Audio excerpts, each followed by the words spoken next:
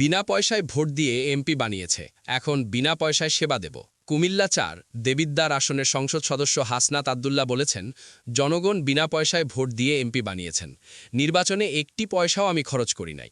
এখন জনগণকে বিনা পয়সায় সেবা দেব। আমার এলাকার বাসিন্দাদের কোথাও মৌলিক সেবা পেতে হয়রানি হতে দেব না। মানুষ আমার কাছে প্রত্যাশা করেন, আমি তাদের কাঙ্ক্ষিত প্রত্যাশা পূরণে কাজ করব। বুধবার কুমিল্লার দেবিদ্বার উপজেলা পরিষদে আইন শৃঙ্খলা সভায় প্রধান অতিথির বক্তব্যে তিনি এসব কথা বলেন। উপজেলা নির্বাহী অফিসার ইউএনও মোহাম্মদ রাকিবুল ইসলাম সভায় সভাপতিত্ব করেন। হাসনাত বলেন, মাটি খেকোড়া মাটি কাটার আগে পুলিশকে জানায় আমরা এই সময় থেকে ওই সময় পর্যন্ত মাটি কাটব। এসিল্যান্ড ইউএনও স্পটে যেতে যেতে পুলিশ আবার তাদের সচেতন করে দেয়। তখন স্পটে গিয়ে কাউকে পাওয়া যায় না।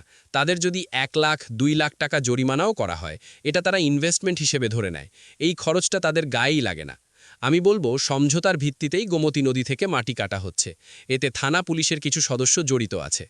তিনি বলেন, আমি গতকাল রাতে গোমতী নদীর বিভিন্ন স্পট ঘুরে দেখেছি। আমি যাওয়ার খবর তারা আগেই পেয়ে যায়। কাল কেউ মাটি কাটার সাহস করেনি।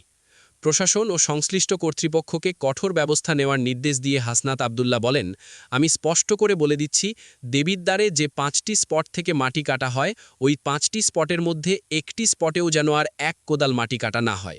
যদি ১ কোদাল মাটি কাটা হয়, সেক্ষেত্রে আপনারা আইনগত ব্যবস্থা নেবেন। না হলে আমি ধরে নেব আপনারা প্রশ্রয় দিচ্ছেন বলেই তারা মাটি কাটার সুযোগ পাচ্ছে। আমি মনে করি পুলিশের ভূমিকা এখানে খুবই জরুরি। আপনারা প্রয়োজনীয় দৃশ্যমান ব্যবস্থা নেবেন। দেবিদ্বার নিউ মার্কেট বাজার স্থানান্তরের বিষয়ে হাসনাত বলেন, রাস্তার পাশে রোড ডিভাইডারের মধ্যে দোকানপাট বসানো হয়। এতে সড়কে দীর্ঘ যানজটের সৃষ্টি হয়। আমি ব্যবসায়ীদের সঙ্গে কথা বলেছি, তারা বলেছেন তাদের জন্য স্থায়ী একটি ব্যবস্থা করে দেওয়ার জন্য। আমি বলবো, আজ থেকেই আপনারা দেবিদ্বার পুরাতন বাজার ও জেলা পরিষদ মার্কেট প্রস্তুত করেন।